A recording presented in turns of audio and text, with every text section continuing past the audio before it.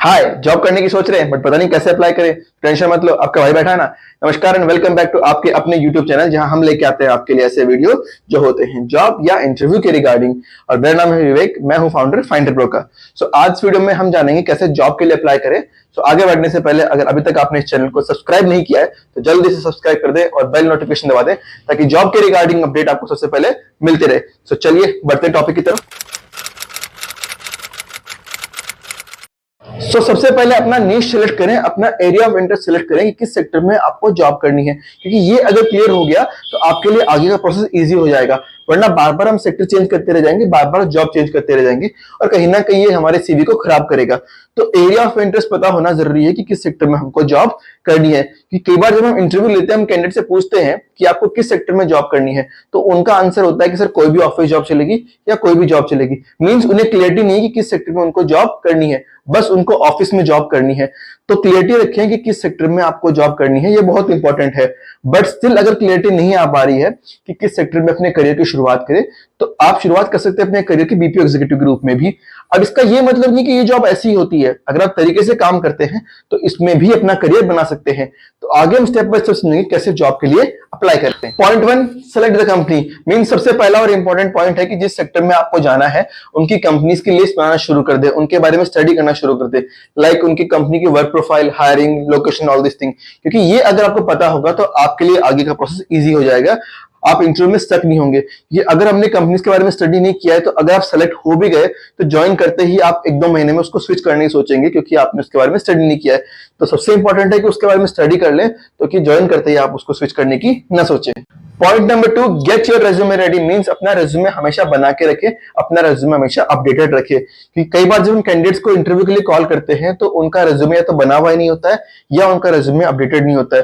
तो अपना रेज्यूमे हमेशा बना के रखिए, अपना रेज्यूमे हमेशा अपडेटेड रखिए। कि कई बार कुछ कंपनीज में हायरिंग बहुत लिमिटेड होती है, पता चले जब तक आपने रेज्यूमे बना के उनको रिवर्ट बैक किया, हायरिंग ही क्लोज हो चुकी है, तो मौका आपके हाथ से जा सकता है। तो जरूरी कि अपना रेज्यूमे को हमेशा अपडेटेड रखें, अपने रेज्यूमे को हमेशा बना के रखें, क्योंकि ये आपकी जॉब के प्रति सीरियसनेस को भी शो करता है। क्योंकि एचआर जब आपसे रेज्यूमे मांगते हैं और आप उनको बोलते हैं कि रेज्यूमे अपडेटेड नहीं है, रेज्यूमे रेडी नहीं है, तो आपका पहला इंप्रेशन ही खराब हो जाता है। तो हमेशा अपने रेज्यूमे को बना के रखिए, अपडेटेड रखिए। वैसे अगर रेज्यूमे बनाने में कोई इश्यू आ रहा है या रेज्यूमे बनाने में कोई हेल्प चाहिए तो इसमें हमने डिटेल में भी एक वीडियो बनाया हुआ है, लिंक मैंने डिस्क्रिप्शन में दिया हुआ है, वो भी देख सकते हैं। रेज्यूमे रेडी हो चुका है, अब बात करें अप्लाई कैसे करें। तो इसके बहुत सारे तरीके हैं। इसमें पहला है कि ऑफिशियल वेबसाइट से अप्लाई कर सकते हैं। मींस जिस कंपनी में आपको अप्लाई करना है उन सबका करियर पेज बना होता है, आप वहां विजिट कर सकते हैं और उसमें बहुत सारी जॉब दे दी होती है। आप अपने अकॉर्डिंग जॉब वहां चूज कर सकते हैं और उसमें अप्लाई कर सकते हैं। या फिर कुछ में डायरेक्ट रेज्यूमे अपलोड का ऑप्शन होता है, वहां पर अपना रेज्यूमे अपलोड कर सकते हैं। इससे उनकी जो एचआर टीम है वो आपसे कनेक्ट कर लेगी।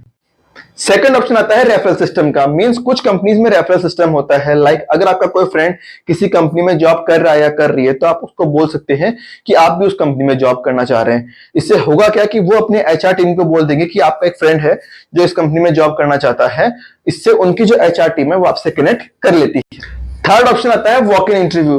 काफी कंपनीज में वॉक इन इंटरव्यू भी चलते हैं, स्पेशली बीपीओस में। आप वहां पे जाके वॉक इन इंटरव्यू भी दे सकते हैं, बट वो थोड़ा सा रिस्की होता है। लाइक वहां पे जाके आपको पता चले कि इंटरव्यू तो क्लोज हो चुके हैं, या फिर आप किसी और पोस्ट के इंटरव्यू के लिए आए थे और वहां किसी और पोस्ट के इंटरव्यू चल रहे हैं, तो वो कई बार थोड़ा प्रॉब्लमेटिक होता है।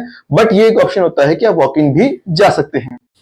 लास्ट ऑप्शन आता है अप्लाई थ्रू जॉब पोर्टल। ये जॉब के अप्लाई करने के लिए सबसे तेज और इफेक्टिव तरीका होता है। इसको हम सबसे ज्यादा रिकमेंड करते हैं, क्योंकि जब भी आप जॉब पोर्टल लाइक नौकरी या मॉन्स्टर पे अप्लाई करते हैं तो वहां पे बहुत सारी प्लेसमेंट कंसल्टेंसीज होती है जिन्होंने जॉब डाली भी होती है।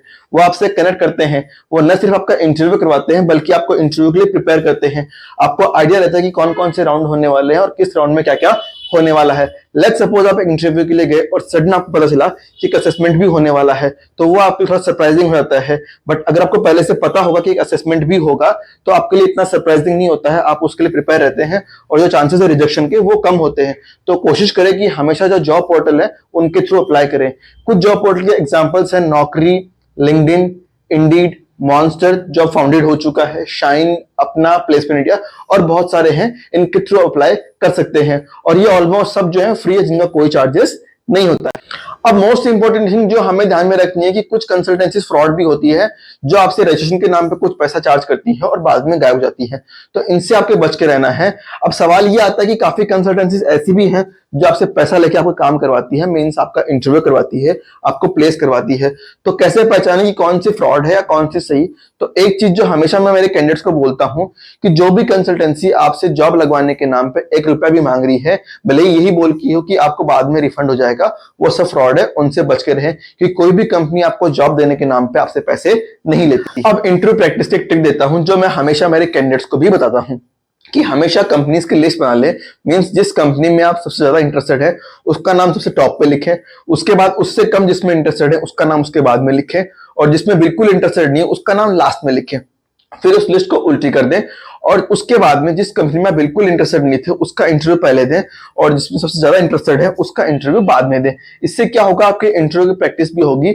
और लेट्स सपोज जिस कंपनी में आप बिल्कुल इंटरेस्टेड नहीं थे उसमें अगर आप रिजेक्ट भी होते हैं तो कोई इतना फर्क नहीं पड़ेगा, बट अगर आप सेलेक्ट होते हैं तो आपका कॉन्फिडेंस लेवल बढ़ के आएगा और इससे आपको सैलरी नेगोशिएशन में भी हेल्प मिलेगी कि मार्केट रेट क्या चल रही है। आप नेगोशिएशन के टाइम पे कुछ भी अमाउंट कोट नहीं करेंगे।